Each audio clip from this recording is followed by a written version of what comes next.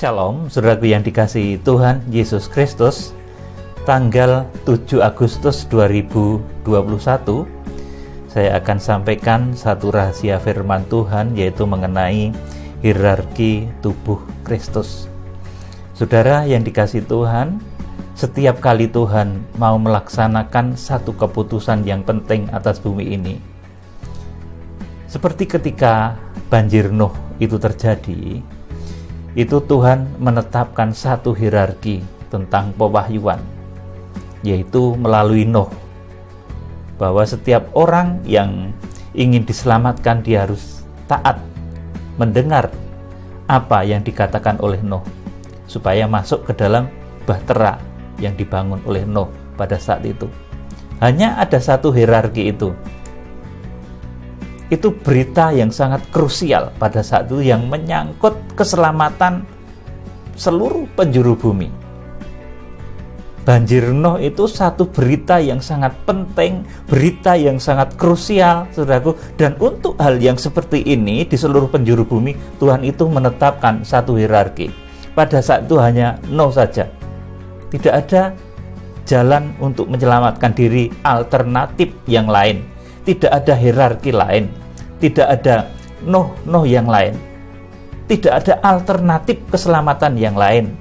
Oh, aku mau naik gunung yang tinggi supaya selamat. Oh, aku mau panjat pohon yang tinggi. Atau mau bikin bangunan yang begitu tinggi sehingga nanti terhindar dari bencana air bah itu. Tidak ada, saudaraku. Hanya satu, melalui Nuh, yaitu saudaraku membangun bahtera. Pada saat itulah terjadi satu penyelamatan oleh Tuhan. Kemudian pada zaman Musa, kepemimpinan Musa di sejak Exodus sampai di padang gurun, saudaraku, itu juga melalui satu hierarki untuk membangun tabernakel, di mana Tuhan berbicara, memberikan wahyunya, menyatakan dirinya, berkomunikasi dengan umatnya, berada di tengah-tengah jemaatnya. Tuhan juga melalui hierarki, saudaraku, melalui Musa, kemudian Harun, kemudian saudaraku, penetua-penetua itu, kemudian seluruh bangsa Israel. Saudara yang dikasihi Tuhan, itu keselamatan pada zaman Musa.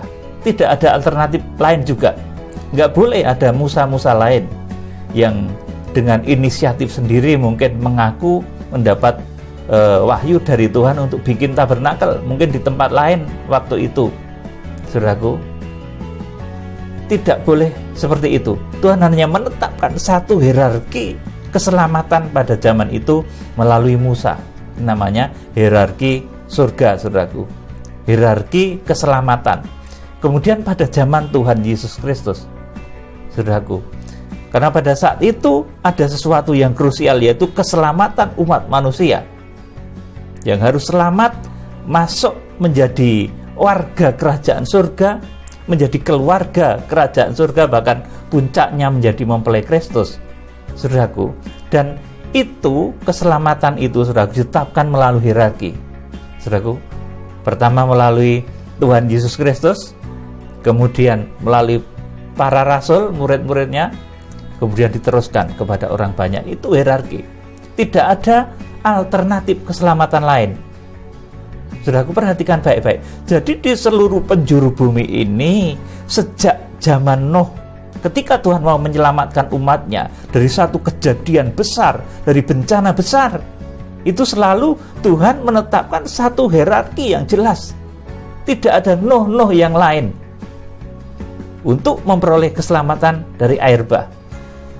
Tidak ada keselamatan yang lain, saudaraku, pada zaman Musa selain melalui tabernakel, saudaraku, yang dibangun oleh Musa menurut petunjuk Tuhan. Kemudian pada zaman Tuhan Yesus Kristus juga tidak ada jalan lain untuk manusia selamat kecuali menerima, percaya kepada Tuhan Yesus Kristus sebagai Tuhan dan Juru Selamat, untuk kemudian memberi diri dibaptis, saudaraku, kemudian dikuasai Roh Kudus, penuh dengan firman Allah, penuh dengan kuasa Roh Kudus, bisa menyembah dalam roh dan kebenaran. Saudaraku, kemudian saat ini saya beritahu saudara, akhir zaman ini berita yang sangat krusial, sangat amat penting. Saudaraku, bahkan ini lebih dari zaman Nuh. Dan untuk proyek yang sangat penting ini, saudaraku, proyek surgawi yang sangat penting ini, untuk ketetapan yang Tuhan berikan di akhir zaman ini, tentang kegerakan akhir zaman, tentang kitab Wahyu, saudaraku, di mana nanti akan terjadi berbagai macam bencana-bencana besar yang disebut sebagai bencana penghukuman 7 meterai, 7 sangkakala, kemudian 7 cawan murka Allah, di mana nanti pada kegenapan kitab Wahyu itu, saudaraku, akan muncul tokoh-tokoh, baik tokoh-tokoh yang positif yang disebut sebagai 7 bintang, ataupun tokoh-tokoh yang negatif nanti yang disebut sebagai antikris, nabi palsu, dan konspirasinya. Saudaraku, akhir zaman itu satu berita yang sangat krusial, sangat penting bagi seluruh penjuru bumi, bagi seluruh umat manusia di muka bumi. Dan untuk menyampaikan berita tentang akhir zaman, Tuhan sekali lagi juga akan menggunakan, saudaraku, caranya. Tuhan akan menetapkan satu hierarki saja. Tidak ada banyak hierarki. Dan hierarki di akhir zaman itu, saudaraku, saya sebut sebagai hierarki tubuh Kristus yang esa. Saudaraku, jadi karena di akhir zaman ini di dalamnya mengandung peristiwa-peristiwa penting, peristiwa-peristiwa besar yang menyangkut miliatan manusia di muka bumi ini, menyangkut keselamatan miliatan manusia di muka bumi ini, maka Tuhan di dalam menyatakan wahyunya, menyatakan keputusan, dia juga melalui hierarki. Perhatikan ini baik-baik. Seperti halnya dulu air bah, itu juga diturunkan melalui satu hierarki, yaitu Nuh. Seperti keselamatan di zaman Musa, itu juga diturunkan melalui Musa. Tidak ada Musa-Musa yang lain. Di zaman Tuhan Yesus juga melalui Tuhan Yesus. Bahkan, saudaraku, di akhir zaman ini karena yang mau datang itu Tuhan Yesus, saudaraku, maka dia tidak memberitakan dengan sendirinya, tapi dia akan memakai hamba-hambanya, saudaraku. Dan untuk melaksanakan ketetapan Tuhan di akhir zaman ini, kegenapan kitab Wahyu ini, Tuhan juga menetapkan satu hierarki. Dan hierarki ini ditulis di dalam kitab Wahyu pasal yang ke-10. Ayo kita akan baca Wahyu pasal 10 ayat 1-6. Ini hierarki pewahyuan di akhir zaman. Jadi pewahyuan di akhir zaman mengenai berita kitab Wahyu yang benar, pemberitaan akhir zaman yang benar, itu hanya disalurkan oleh Tuhan melalui satu hierarki, saudaraku. Dan ini ayo kita akan pelajari. Saya akan berikan satu penerangan kepada saudara tentang hierarki tubuh Kristus, tentang hierarki pewahyuan di akhir zaman. Wahyu pasal 10 ayat 1-6. Dan aku melihat seorang malaikat lain yang kuat turun dari surga, berselubungkan awan, dan pelangi ada di atas kepalanya, dan mukanya sama seperti matahari, dan kakinya bagaikan tiang api. Kemudian ayat 2, dalam tangannya ia memegang sebuah gulungan kitab kecil yang terbuka. Ia menginjakkan kaki kanannya di atas laut, dan kaki kirinya di atas bumi.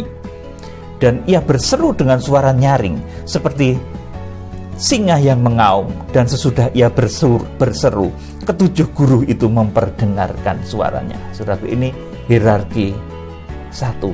Saudaraku, ini ada malaikat yang gagah yang turun dari surga. Ini hamba Tuhan.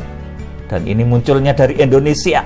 Dan ini dinubuatkan, saudaraku, di dalam Yesaya pasal 46 ayat yang ke-10 dan 11, 9-11 tepatnya, saudaraku. Ini sebagai, saudaraku, Tuhan memanggil burung buas dari timur. Tuhan memanggil burung Garuda dari negeri yang jauh. Dan satu-satunya negeri di timur yang berlambang burung Garuda, Ayit, saudaraku, ini adalah Indonesia. Itulah mengapa zaman dahulu itu para pendahulu Nusantara ini sudah menerima, kalau bahasa Jawanya gitu, wangsit di dalam versi mereka. Mereka menyebutnya itu sebagai Satrio Pinandito Piningit Sinisian Wahyu. Saudaraku, Satrio Piningit, pendeknya begitu. Mereka menangkap seperti itu, dan kebetulan itu diterima ilham itu oleh tokoh di Pulau Jawa ini, saudaraku. Saudara yang dikasih Tuhan, jadi kegerakan akhir zaman ini nanti akan, saudaraku, diberitakan, diwahyukan oleh Tuhan kepada satu tokoh yang di dalam Yesaya 46, saudaraku, ayat yang ke-9 sampai 11 itu sebagai tokoh dari timur, malaikat si burung Garuda, saudaraku. Ini yang di dalam kitab Wahyu pasal 10 ini disebut malaikat lain yang kuat yang turun dari surga berselubungkan awan. Ini kemarin sudah saya terangkan secara detail ya. Kemudian pelangi ada di atas kepalanya, mukanya sama seperti matahari dan kakinya bagikan tiang api. Kemarin sudah saya terangkan. Kemudian dalam tangannya ia memegang sebuah gulungan kitab yang terbuka. Nah, inilah, saudaraku, rahasia kitab Wahyu yang benar. Hanya dipegang oleh malaikat ini, malaikat si unggas nasar, saudaraku. Tuhan memanggil seorang laki-laki dari timur, saudaraku, dari negeri yang jauh. Saudaraku, coba kita akan baca dalam Yesaya 46 ayat yang ke-10 dan 11, yang memberitahukan dari mulanya hal yang kemudian dan dari zaman purbakala apa yang belum terlaksana, yang berkata, keputusanku akan sampai dan segala kehendakku akan kulaksanakan, yang memanggil burung buas dari timur dan orang yang melaksanakan putusanku dari negeri yang jauh.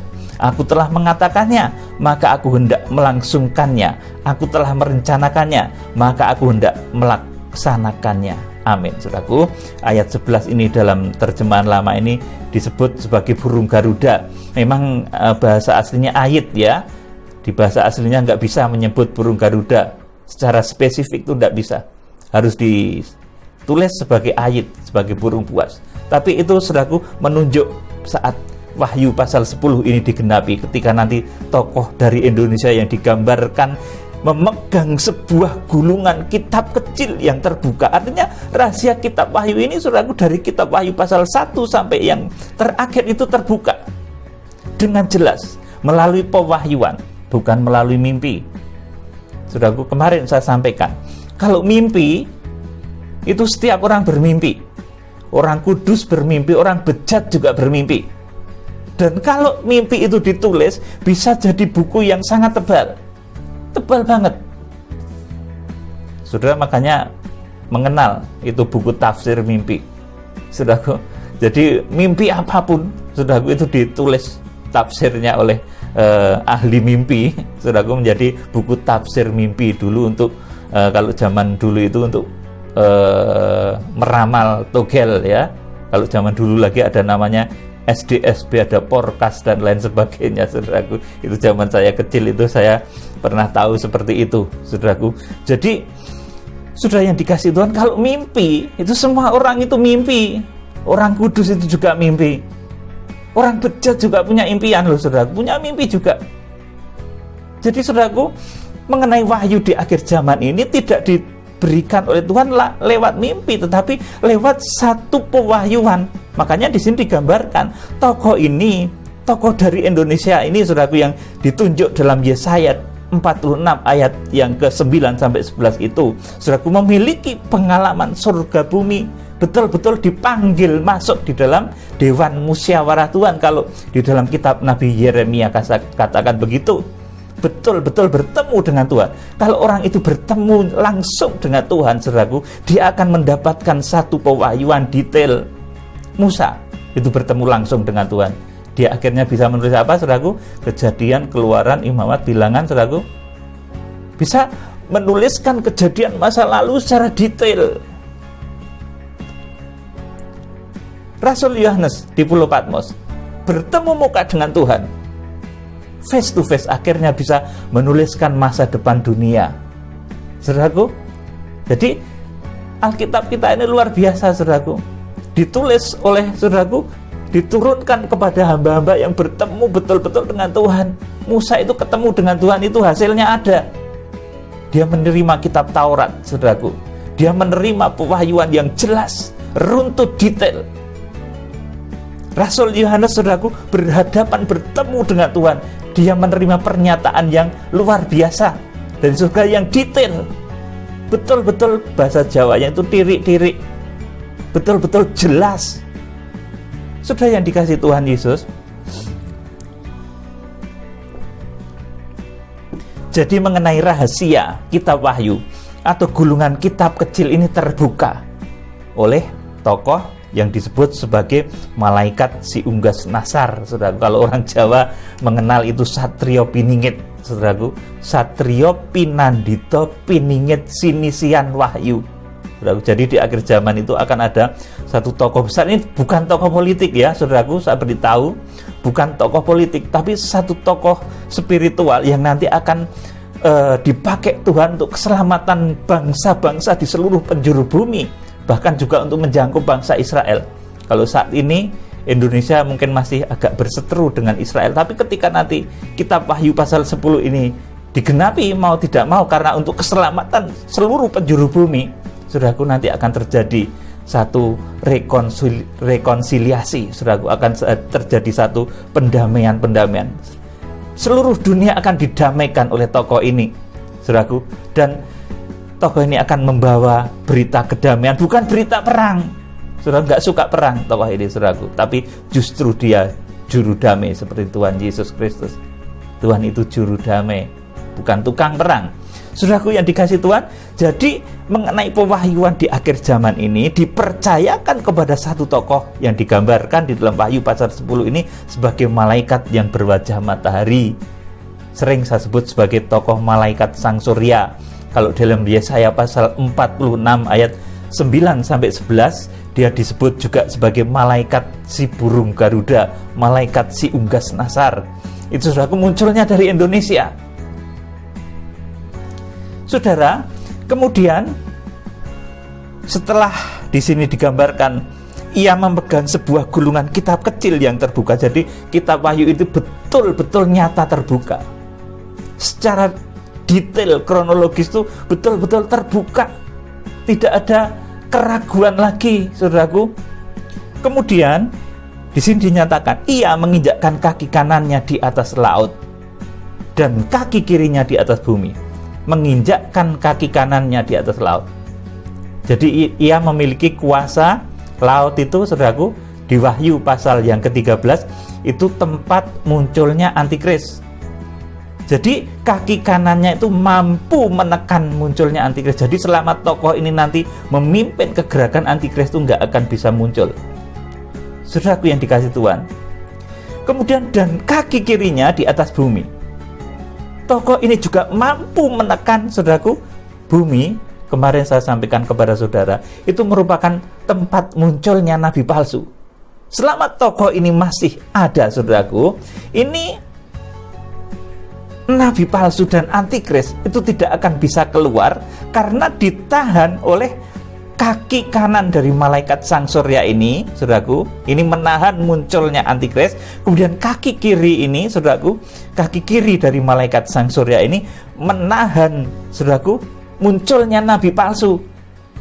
Jadi ini tokoh luar biasa, saudaraku. Selama dunia masih dalam kepemimpinan tokoh ini, saudara jangan takut, karena masa antikris belum akan terjadi. Penandaan 666 tidak akan terjadi. Saudaraku, karagma 666 yang dipaksakan kepada seluruh penjuru bumi, seperti yang ditakutkan oleh orang akhir-akhir ini. Kemudian ribut, sedikit ada vaksin, ribut, saudaraku. Bukan, saudaraku, vaksin sekarang ini bukan karagma, itu bukan tanda 666. Saudara, saya beritahu, mengenai sikap saudara mau vaksin ataupun tidak itu terserah saudara, iman saudara masing-masing. Tapi saudara, saya beritahu bahwa vaksin itu bukan karagma, bukan tanda 666. Saudara harus tahu akan hal ini. Saudara yang dikasihi Tuhan, jadi yang pertama turunnya wahyu ini adalah kepada malaikat yang berwajah matahari.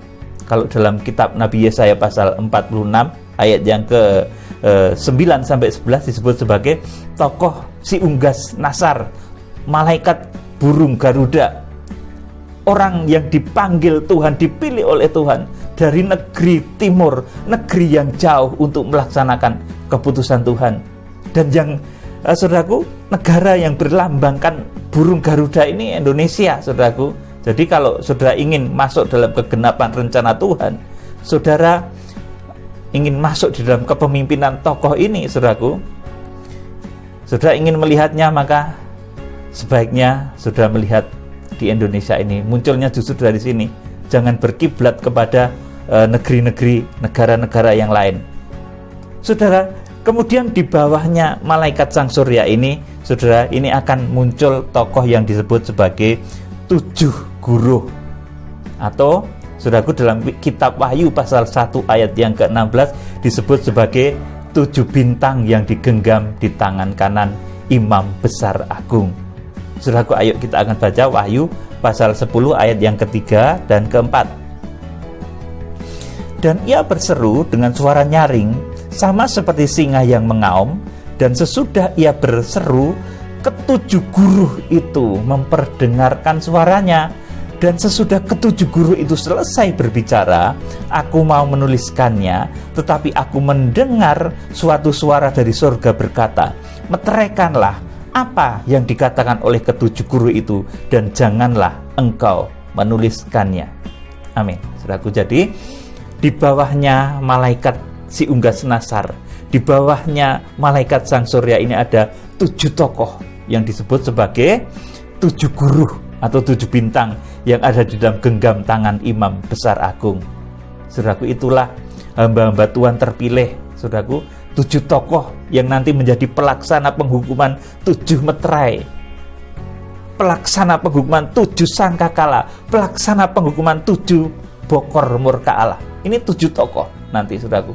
Dan yang ini munculnya 4 orang tokoh itu nanti dari Indonesia, kemudian yang 3 itu dari luar negeri, saudaraku. Yang 1 dari Eropa, 1 dari Cina, 1 dari Amerika, 1. Saudara yang dikasih Tuhan. Kemudian yang 4 adalah tokoh dari Indonesia. Luar biasa kemurahan Tuhan atas Indonesia ini. Saudaraku yang dikasih Tuhan, ayat yang keempat di sini dikatakan, dan sesudah ke-7 guru itu selesai berbicara, aku mau menuliskannya, tetapi aku mendengar suatu suara dari surga berkata, meteraikanlah apa yang dikatakan oleh ke-7 guru itu, dan janganlah engkau menuliskannya. Amin, saudaraku. Rasul Yohanes disuruh memeteraikan apa yang didengar dari ke-7 guru. Di sini 7 guru itu bersuara, berbicara, saudaraku. Dan sesudah ke-7 guru itu berbicara, aku mau menuliskannya. Ini yang disuarakan 7 guru itu apa tuh sebetulnya, saudaraku? Ini hari H, saat harpazo terjadi, saat nanti gereja-gereja itu diangkat. Saudaraku, harpazo itu Wahyu pasal 12 ayat yang kelima, yang melahirkan seorang anak laki-laki, kemudian anaknya itu dibawa lari kepada Allah dan ke tahtanya. Saudaraku, itu juga saat pengungsian. Peugo, saudaraku, saat wanita itu diungsikan ke satu tempat di mana telah disediakan oleh Tuhan supaya ia dipelihara di sana 1260 hari. Wahyu pasal 12 ayat yang ke-6 dan ayat yang ke-14. Saudaraku, itulah saatnya nanti terjadi bahwa kanak-kanak rohani yang tidak terukur itu akan diizinkan diinjak-injak oleh bangsa-bangsa, oleh antikris. Wahyu pasal 11 ayat 1 dan 2. Saudaraku, dan lamanya masa antikris itu 1260 hari. Sudah, jadi berita yang harus dimeteraikan Rasul Yohanes, waktu itu Rasul Yohanes sudah ngerti, sudah dengar tanggal sekian loh, bulan sekian, tahun sekian, nanti akan terjadi harpazo, akan terjadi pengungsian, akan terjadi masa antikris. Itu sudah ditulis. Maaf, itu sudah didengar oleh Rasul Yohanes dan mau dituliskannya. Tetapi Tuhan sudah berbicara, meteraikan apa yang dikatakan oleh ke-7 guru itu. Saudara yang dikasih Tuhan, saudara kalau memahami, mempelajari kitab Wahyu tanpa saudara mengerti rahasia ke-7 bintang yang digenggam di tangan kanan Imam Besar Agung, Wahyu pasal 1 ayat 16, saudara nggak akan ngerti detail kronologis alur perjalanan kitab Wahyu itu seperti apa, pelaksanaan dari kegerakan kitab Wahyu seperti apa, saudara nggak akan ngerti. Karena saudaraku, yang menjadi pelaku pelaksana dari kegerakan kitab Wahyu itu adalah tokoh yang di dalam Wahyu pasal 1 ayat 16 disebut sebagai 7 bintang itu, saudaraku. Sebagai 7 malaikat sidang, sebagai 7 guru di dalam Wahyu pasal 10 ini. Itulah pelaksana penghukuman 7 meterai, 7 sangkakala, dan 7 cawan murka Allah. Jadi tanpa saudara mengerti rahasia 7 bintang ini, kunci loh saudaraku. Kalau saudara nggak mengerti rahasia ini, di otak-atik macam apapun nggak akan bisa ketemu kitab Wahyu ini. Dan kalaupun ketemu nanti akan tumpang tindih dan di tengah jalan jadi bingung sendiri. Saudaraku yang dikasihi Tuhan, jadi pewahyuan di akhir zaman ini saudaraku diturunkan pertama kepada tokoh yang disebut sebagai malaikat sang surya atau malaikat si burung Garuda, Yesaya pasal 46 ayat yang ke-9 sampai 11. Kalau di dalam filsafat, saudaraku, para pendahulu Nusantara ini mereka sudah menemukan satu perlambang. Mereka sudah menemukan satu wangsit.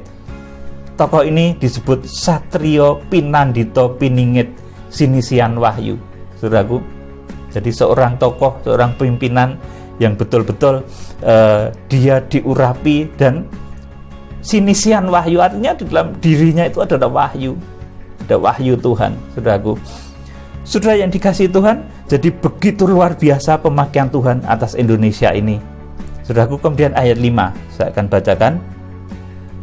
Dan malaikat yang kulihat berdiri di atas laut dan di atas bumi mengangkat tangan kanannya ke langit, dan ia bersumpah demi Dia yang hidup sampai selama-lamanya, yang telah menciptakan langit dan segala isinya, dan bumi dan segala isinya, dan laut dan segala isinya, katanya, tidak akan ada penundaan lagi.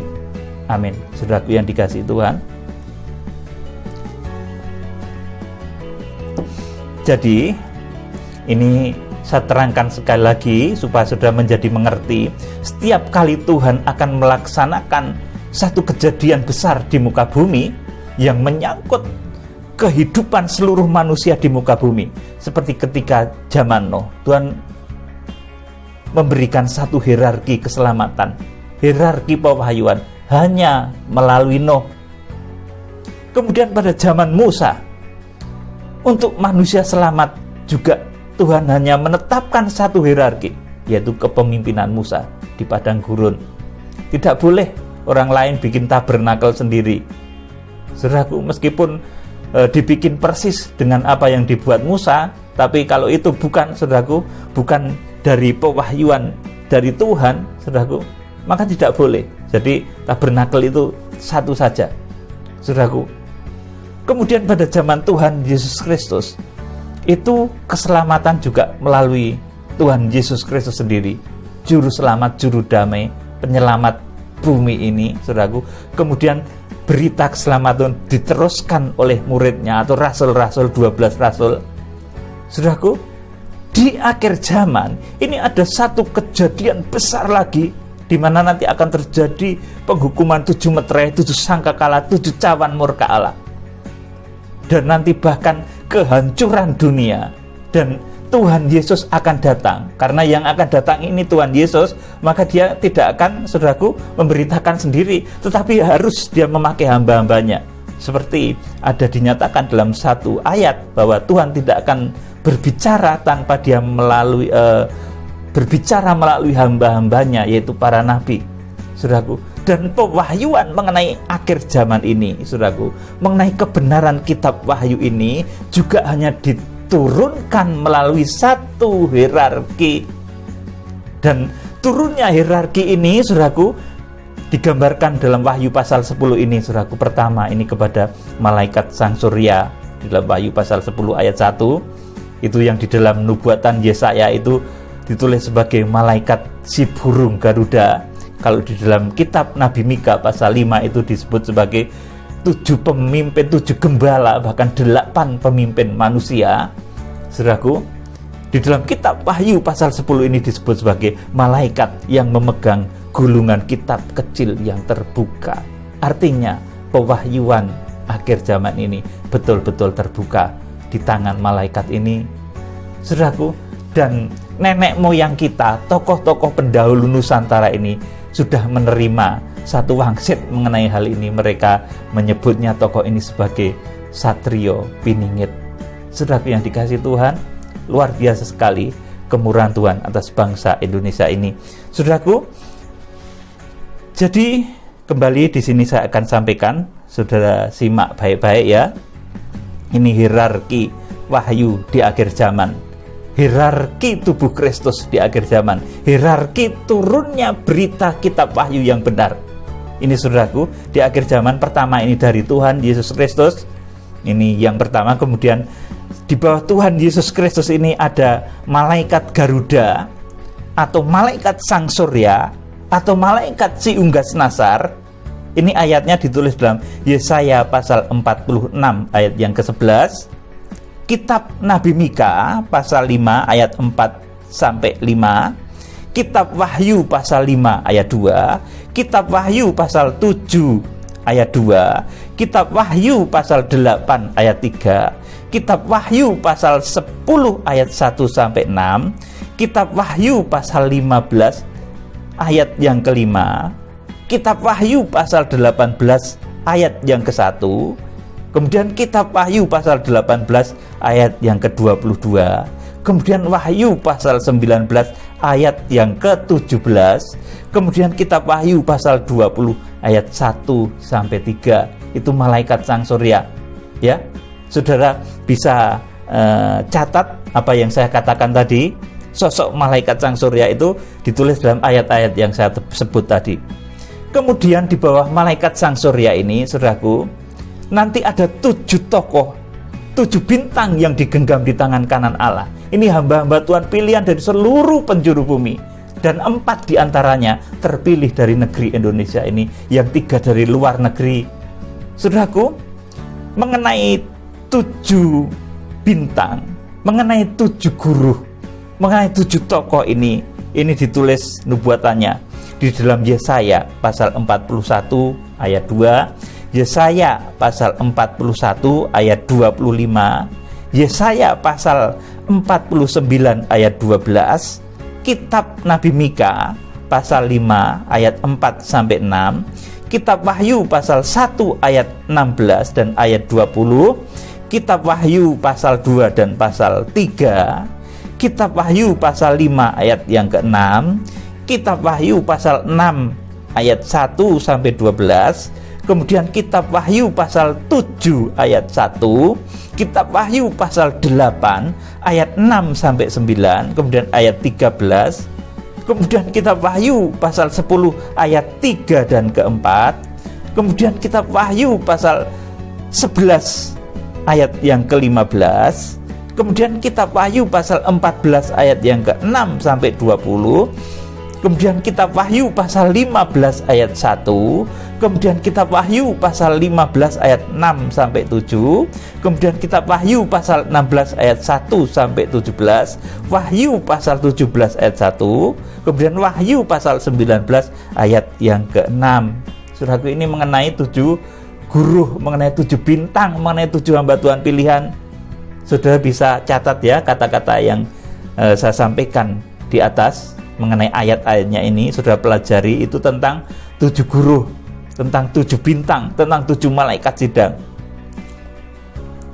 Kemudian setelah dari malaikat Sang Surya, kemudian diteruskan kepada ke-7 guru. Ini akan diteruskan kepada 70 tua-tua. Ini 70 pemimpin, saudaraku, kalau di zaman Musa dulu, saudaraku. Ini Bilangan pasal 11 ayat 24 sampai 25. Lukas pasal 10 ayat 1, kemudian ayat 17 sampai 20.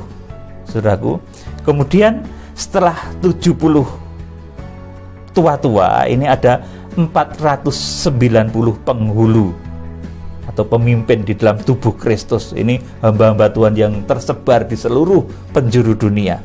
Saudaraku, ini nubuatannya dulu dalam kitab Keluaran pasal 18 ayat 26 sampai 24, Lukas pasal 10 ayat 2. Saudara, kemudian setelah itu ada hamba-hamba Tuhan, kemudian setelah itu ada imam-imam di dalam tubuh Kristus, kemudian seluruh jemaat di muka bumi ini. Saudaraku, jadi pewahyuan di akhir zaman ini juga turunnya melalui satu jalur, satu hierarki yang jelas. Tidak di sana wahyu, di sini wahyu, di mana-mana ada wahyu. Saudaraku, Tuhan bekerja tidak seperti itu, tapi Tuhan bekerja melalui hierarki. Seperti halnya ketika berita air bah itu hierarkinya jelas, Nuh itu yang diberi. Saudaraku, keselamatan di zaman Musa itu hierarkinya juga jelas, Musa yang diberikan tongkat kepemimpinan. Kemudian pada zaman Tuhan Yesus membawa berita keselamatan, itu Tuhan Yesus pemimpinnya. Saudaraku, kemudian di akhir zaman ini, saudaraku, karena akhir zaman ini kejadian yang sangat penting, saudaraku, bahkan menyangkut kejadian-kejadian besar, musibah-musibah, bencana-bencana besar, maka untuk rencana Tuhan di akhir zaman ini pun Tuhan menetapkan satu hierarki yang memimpin memang Tuhan Yesus Kristus sendiri. Kemudian di bawahnya ada malaikat yang saya sebut tadi sebagai malaikat burung Garuda, malaikat Sang Surya atau malaikat si unggas nasar, Yesaya pasal 46 ayat yang ke-11. Kemudian di bawahnya malaikat si unggas nasar, malaikat Sang Surya, ini ada 7 guru. Ini pemimpin-pemimpin, saudaraku, yang dipilih Tuhan, hamba-hamba Tuhan terpilih oleh Tuhan, yang di dalam kitab Wahyu pasal 1 ayat 16 disebut sebagai 7 bintang yang digenggam di tangan kanan Imam Besar Agung. Kemudian di bawahnya ini ada 70 tua-tua jemaat tubuh Kristus. Ini Bilangan 11 ayat 24 sampai 25. Lukas pasal 10 ayat 1 ayat 17 sampai 20. Kemudian ada penghulu-penghulu tubuh Kristus, itu Keluaran 18, saudaraku, ayat 24 sampai 26. Lukas pasal 10 ayat yang kedua. Kemudian di bawahnya itu ada hamba-hamba Tuhan yang masuk dalam pembangunan tubuh Kristus. Kemudian ada imam-imam di dalam tubuh Kristus. Kemudian seluruh jemaat yang percaya Tuhan Yesus Kristus dari seluruh penjuru bumi. Saudaraku, kalau di dalam pemberitaan keselamatan di akhir zaman, wahyu di akhir zaman ini juga ada satu saja hierarkinya, maka saudara juga harus mengerti bahwa di alam kegelapan itu iblis juga memiliki hierarki. Pemimpin tertinggi iblis itu adalah iblis atau naga tua atau Lucifer. Ini seperti ditulis dalam Efesus pasal 6 ayat 10 sampai 13. Jadi pemimpin tertinggi dari kuasa kegelapan itu iblis atau naga tua atau Lucifer. Kemudian saudaraku juga ada para penguasa kegelapan, saudaraku. Di bawahnya iblis itu ada para penguasa kegelapan. Kemudian ada para penghulu kegelapan. Kemudian yang di bawahnya lagi juga ada roh-roh jahat di udara.